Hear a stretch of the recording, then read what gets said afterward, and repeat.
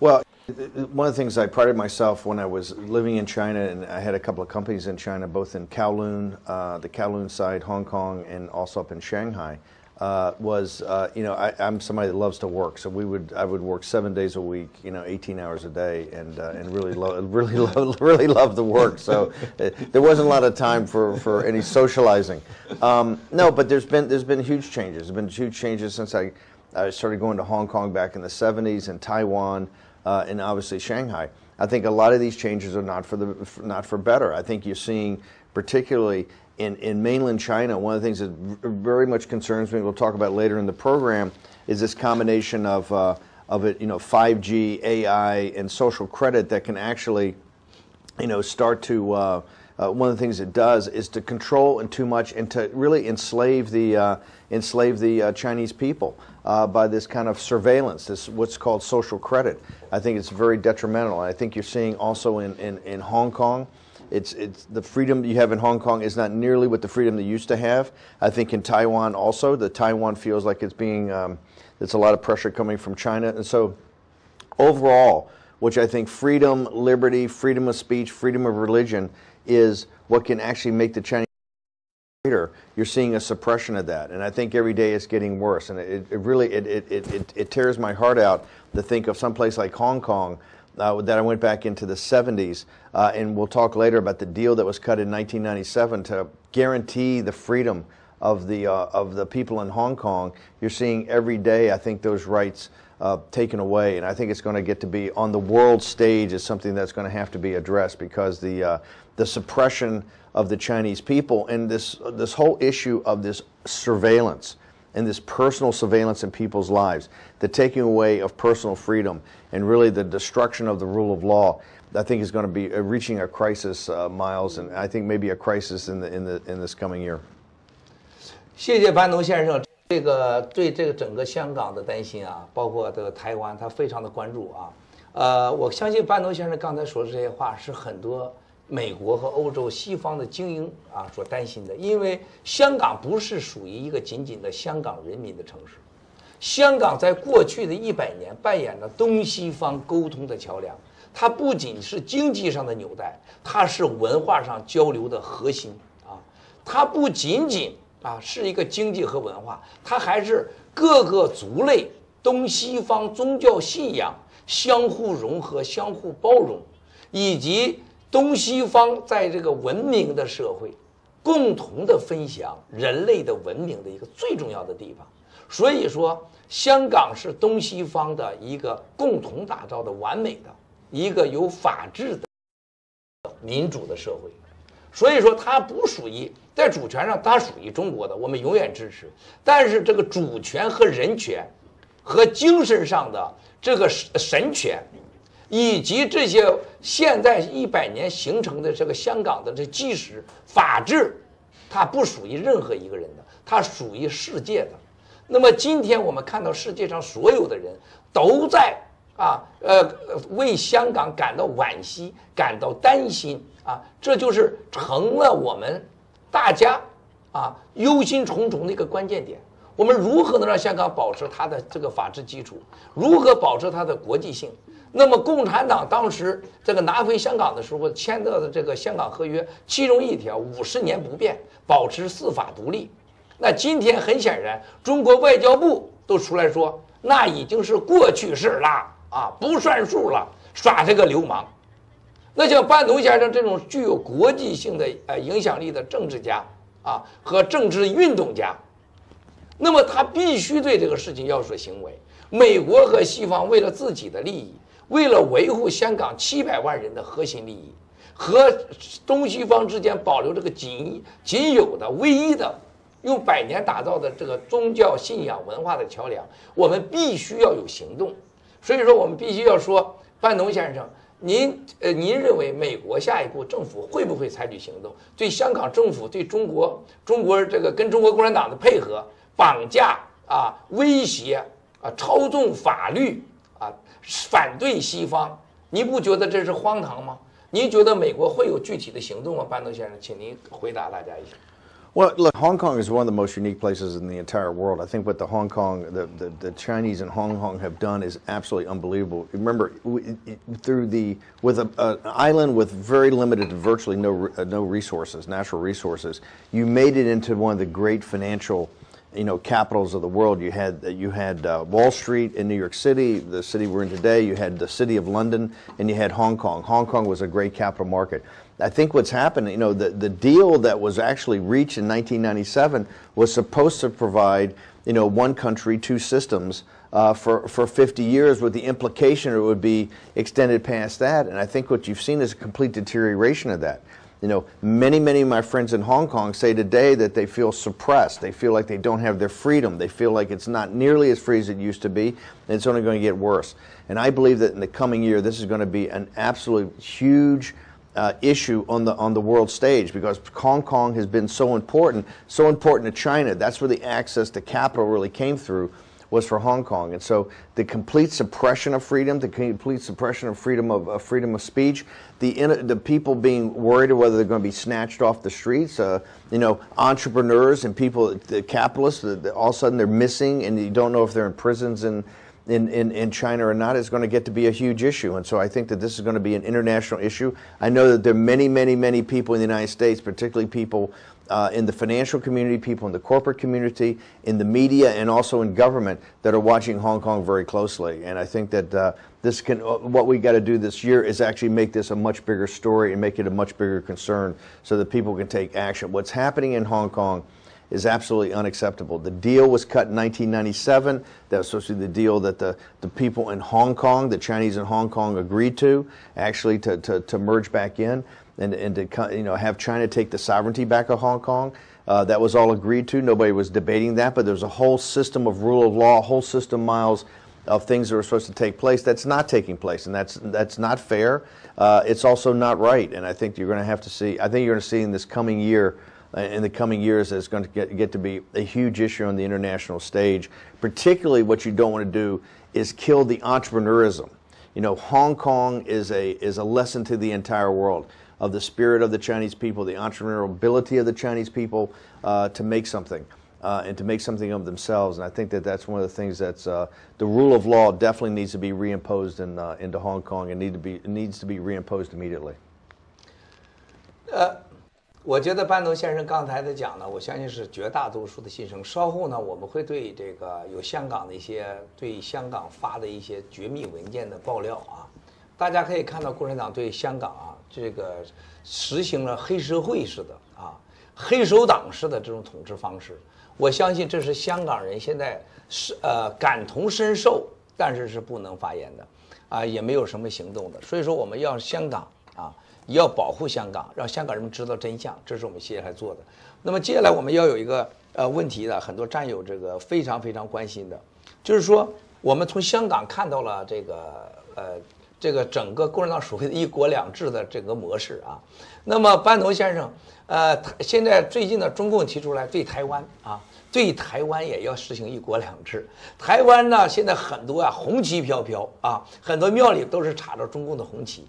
那么我们一会儿也会报道这个中共对台湾的控制到了什么程度，也是黑手党式的。现在对待香港和台湾的商人，欢迎他们去投资，引诱他们在大陆投资，最后再利用这个投资的利益来绑架他们，让他们必须听共产党的这种事情的发生在这个共产党又提出在台湾的一国两制，你认为香港一国两制这样的结果，你觉得共产党在台湾推行一国两制还行吗？你觉得适合台湾吗？班农先生，请您回答一下这个问题。Well, I think this is the problem with this radical cadre at the CCP that doesn't live up to their word. You feel like you make a deal with this radical cadre, and then they don't follow up. They do what they want to do, and they end up suppressing people. I think Hong Kong's an object lesson in that, and I think you're seeing this in Taiwan. And so I think that makes people very uncomfortable. And I think all this type of military posturing about Taiwan makes people even more nervous. I think the people in Taiwan should all, that's why there's so much anxiety and so much angst in Taiwan today. They don't really know what's going on, and you can't trust the word of this radical cadre of CCP, of Wang Qishan and President Xi. That's the problem we have. I think it's the problem we're going to have in this trade deal. That it's not that the people in the United States and the people in America and supporting President Trump, it's not that they don't want to make a deal. The problem's very simple. When the CCP radical cadre that runs it makes a deal with people, they then change it and they do what they want to do, and that's just, you can't build a system around that. The people in Hong Kong can't be free because they agree to something and then it's changed dramatically, and it's always changed into the ability to take money out, to take wealth out, and to really turn people into slaves, turn people and to take their hard-earned earnings. I think you've seen this in Hong Kong, you've seen it in mainland China, and you're seeing it in Taiwan, and I think that's what this angst all throughout East Asia is, simply for the fact that you need a set of rules. And once those rules are agreed upon, you need to live up to those. And if you do that, people are going to prosper. The natural entrepreneurial energy, the grit, the determination, the brains, the smarts, the hard work ethic of the Chinese people, whether that's in Hong Kong, whether it's in Taiwan, or whether it's in mainland China, will come to the fruition. But you need a set of rules. And I think the problem we have throughout, a kind of a common theme, is that the only rules only apply to them, and that rule is to take all the value, to take earnings, and to suppress people and turn them into slaves. And that just can't, it can't go on like that, right? The people in mainland China, the people in Hong Kong, and the people in Taiwan are too good of people, they're too hardworking of people to be suppressed like this. 非常感谢班农先生这个讲话，非常非常棒啊！那么我请凯琳女士，你有没有去过香港？你对香港怎么看？你去过台湾吗？你有没有去过台湾？怎么看？请您。我去过香港，也去过台湾。我给班农先生问个问题，我直接问英语可以吗？So now after the Sino-British Joint Declaration in 1997, where Hong Kong people were promised a system of one country and two systems. Now, we noticed this very flexible attitude towards written agreements from the Beijing side. Now, can we compare this Beijing or Chinese Communist Party's infiltration into Hong Kong, which is local territory? Can we compare it to Beijing's spread of influence in other countries? We can talk about Europe, we can talk about the United States, but if we had here in 1997 a joint agreement, a written agreement that they're not keeping the word, what can we expect if we don't have a written agreement? How do we know they're not doing the same with us, or we're not allowing them to do that? Yeah, no, I think it's a great question. Is that you have these written agreements, and remember, these written agreements were negotiated over many years. You know, the British made it was a long-term thing by Thatcher, and I'm obviously a big fan of Margaret Thatcher's. I think this is the single biggest mistake she made. And this mistake was she negotiated these agreements, but they really were, they didn't have enough enforcement capability. And I think that's what people in Taiwan and throughout the world look at Hong Kong as an example where this thing was highly negotiated. It was one country, two systems. The system of Hong Kong was supposed to go on. And the reason the system of Hong Kong was to go on made sense for mainland China. And the reason was Hong Kong was a success story. I would say Hong Kong is one of the greatest success stories in mankind's history. Here's a place that had, you know, almost no natural resources, and through the act of will of the Chinese people, made it into one of the great cities in the world and one of the great capital markets in the world. It was just absolutely extraordinary. They wanted that to continue, and what you've seen in Hong Kong, let's be blunt about it, you've seen a lessening in entrepreneurial activity.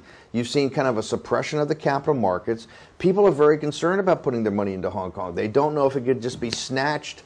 If somebody determines that hey, they want to seize your assets, or want to seize your business, or quite frankly, look at the number of entrepreneurs that have just gone missing in Hong Kong. We'll talk about this later, that end up being taken and they're either in prison or we don't know where they are. They commit suicide. You can't run a country like that. And you can't particularly run a country that's going to be a robust, vibrant economy and to spread the wealth to everybody. And I think that's why the issues in Taiwan, East Asia, and in Hong Kong is all the fact that they don't know what the rules are, and what the rules are is whatever these dictators determine it is, and all you're going to do is see a lessening of entrepreneurial activity, lessening of capitalism. Everybody's standard of living is going to go down. Thank you. 班农先生刚才讲的这个事情呢，我觉得是整个西方普遍的看法。刚才凯琳女士问的这个问题特别好，我们完全没有准备啊，她突然问的，我们这些都没有准备中啊，这都不在排演范围内，但是特别好。所以凯琳女士啊，这个是一个主持的天才。By the way, you didn't have boyfriend in Hong Kong and Taiwan, I right? did not. Just Hanan. Okay, I just wanted. 结婚了，结婚太早了，结婚太早了，这个有问题。你丈夫如果看着的话，今天你要注意了啊！这个凯琳估计将有1000万人来求婚，也开着宝马、劳斯莱斯来了，弄不好就一闭眼就走了啊！不是这个，你这花落河南啊，这个很荣幸啊！我这是为河南男人骄傲，河南人骄傲，这样的美女咱河南咱都得弄走啊！河南人今天沸腾了，沸腾了啊！说不定你跟我员工谈恋爱呢，我河南裕达的啊，有可能，有可能。我们帅哥就太多了，我回头得给你盘问。好，咱现在还有这个，我要给你2分钟，凯琳，你说说你心目中的香港是什么样子的？香港，我记得那时候。我去香港的时候是我在天津待了已经2、3年，然后咱们不说我热爱天津，但是我去香港的时候，我说，哇，我好像我回去欧洲了。有那种感觉，我记得我好像就这个人啊，这个环境啊，这个文化都是怎么说？有一部分是中国传统的，有一部分是来自英国，所以我记得那时候那个印象非常深。我说我不会天津，我就在香港，回头就回去。我去了好几次，希望在未来我还能回去香港。哇，这个是很真实。这凯琳啊，生活中凯琳就是极为真实、率性，永远说的话弄得我一愣一愣的。因为我们老听共产党说假话，听了很多年了，很委婉、蛇形的讲话，都是胡说八道啊，都是废话。那么，班农先生和凯琳女士俩人说话都是蹦蹦蹦。就是弄得我半天适应不过来啊，因为我总见他之前都听着中国讲的一些官方的话、废话，我得想半天。班农先生就像扔板砖似的就过来了，到了办公室，尤其是凯琳还有我这美国同事，都是说话直接的，我不喜欢，我喜欢，这好这不好。现在呢，让我感觉到很兴奋啊，就是说，虽然在中国的这个阳历的这个大春节的时候呢，我们都想念我们的家人，可是在这时候呢。我也很享受在美国这种自由的、民主的、真实的社会。